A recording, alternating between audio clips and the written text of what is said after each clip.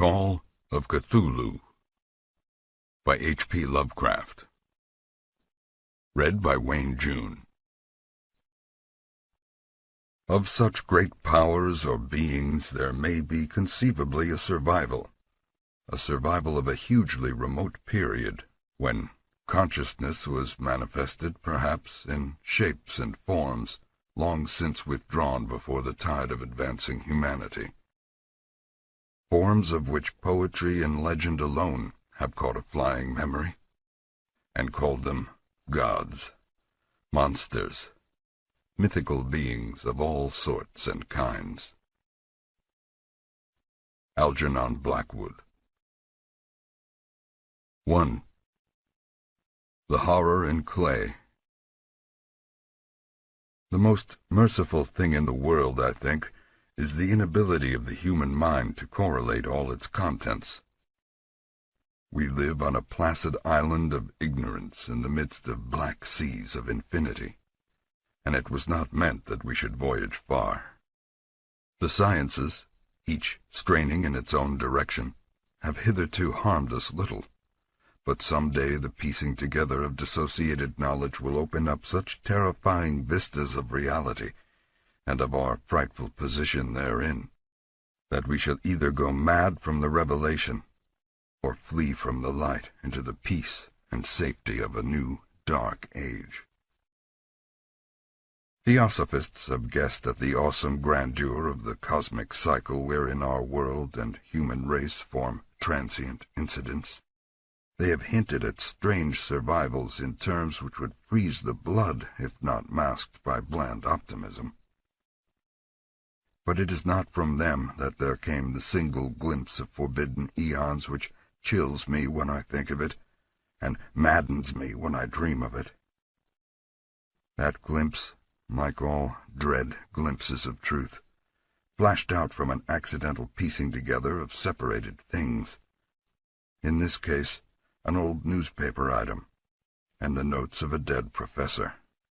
I hope that no one else will accomplish this piecing out.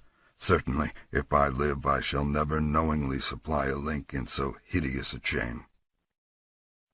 I think that the professor, too, intended to keep silent regarding the part he knew, and that he would have destroyed his notes had not sudden death seized him. My knowledge of the thing began in the winter of 1926-27, with the death of my great-uncle, George Gamel Angell, Professor Emeritus of Semitic Languages in Brown University, Providence, Rhode Island. Professor Angell was widely known as an authority on ancient inscriptions, and had frequently been resorted to by the heads of prominent museums, so that his passing at the age of 92 may be recalled by many. Locally, interest was intensified by the obscurity of the cause of death. The professor had been stricken whilst returning from the Newport boat, falling suddenly, as witnesses said, after having been jostled by a nautical-looking Negro who had come from one of the queer, dark courts on the precipitous hillside which formed a shortcut from the waterfront to the deceased's home in Williams Street. Physicians were unable to find any visible disorder, but concluded after perplexed debate that some obscure lesion of the heart, induced by the brisk ascent of so steep a hill by so elderly a man, was responsible for the end. At the time I saw no reason to dissent from this dictum, but latterly I am inclined to wonder, and more than wonder. As my great-uncle's heir and executor, for he died a childless widower, I was expected to go over his papers with some thoroughness, and for that purpose moved his entire set of files and boxes to my quarters in Boston. Much of the material which I correlated will be later published by the American Archaeological Society, but there was one box which I found exceedingly puzzling, and which I felt much averse from showing to other eyes. It had been locked, and I did not find the key till it occurred to me to examine the personal ring which the professor carried in his pocket. Then, indeed, I succeeded in opening it, but when I did so seemed only to be confronted by a greater and more closely locked barrier. For what could be the meaning of the queer clay bas-relief and the disjointed jottings, ramblings, and cuttings which I found? Had my uncle in his latter years become credulous of the most superficial impostures? I resolved to search out the eccentric sculptor responsible for this apparent disturbance of an old man's peace of mind. The bas-relief was a rough rectangle less than an inch thick, and about 5 by 6 inches in area, obviously of modern origin. Its designs, however, were far from modern in atmosphere and suggestion, for although the vagaries of cubism and futurism are many and wild, they do not often reproduce that cryptic regularity which lurks in prehistoric writing. And writing of some kind the bulk of these designs seemed certainly to be, though my memory, despite much the papers and collections of my uncle, failed in any way to identify this particular species, or even hint at its remotest affiliations. Above these apparent hieroglyphics was a figure of evident pictorial intent, though its impressionistic execution forbade a very clear idea of its nature. It seemed to be a sort of monster, or symbol representing a monster, of a form which only a diseased fancy could conceive. If I say that my somewhat extravagant imagination yielded simultaneous pictures of an octopus, a dragon, and a human caricature, I shall not be unfaithful to the spirit of the thing. A pulpy, tentacled head surmounted a grotesque and scaly body with rudimentary wings, but it was the general outline of the whole which made it most shockingly frightful. Behind the figure was a vague suggestion of a cyclopean architectural background. The writing accompanying this oddity was, aside from a stack of press cuttings, in Professor Angel's most recent hand, and made no pretense to literary style. What seemed to be the main document was headed Cthulhu Cult, in characters painstakingly printed to avoid the erroneous reading of a word so unheard of. This manuscript was divided into 2 sections, the first of which was headed 1925, Dream and Dream Work of H. A. Wilcox, 7 Thomas Street, Providence, Rhode Island, and the second, Narrative of Inspector John R. LaGrasse, 121 Bienville Street, New Orleans, Louisiana, at 1908 AAS meeting. Notes on same, and Professor Webb's account.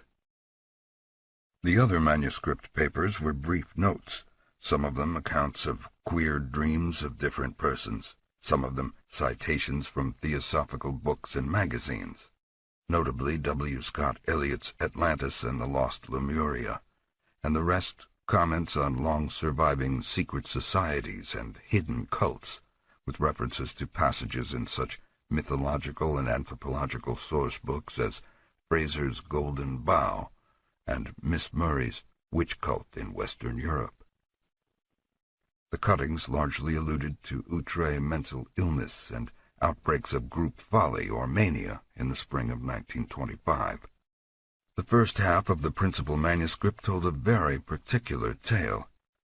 It appears that on March 1st, 1925, a thin, dark young man of neurotic and excited aspect had called upon Professor Angel bearing the singular clay bas-relief, which was then exceedingly damp and fresh.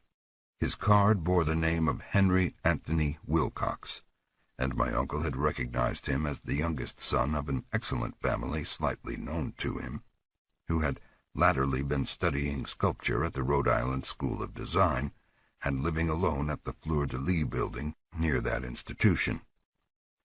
Wilcox was a precocious youth of known genius but great eccentricity, and had from childhood excited attention through the strange stories and odd dreams he was in the habit of relating.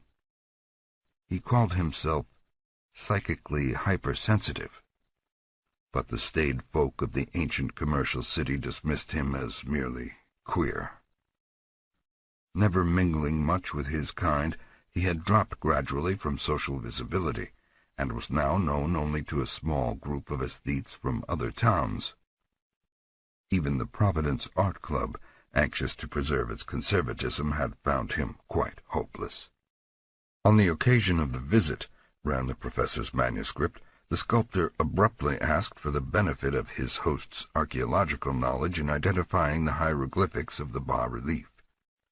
He spoke in a dreamy, stilted manner, which suggested pose and alienated sympathy, and my uncle showed some sharpness in replying, for the conspicuous freshness of the tablet implied kinship with anything but archaeology.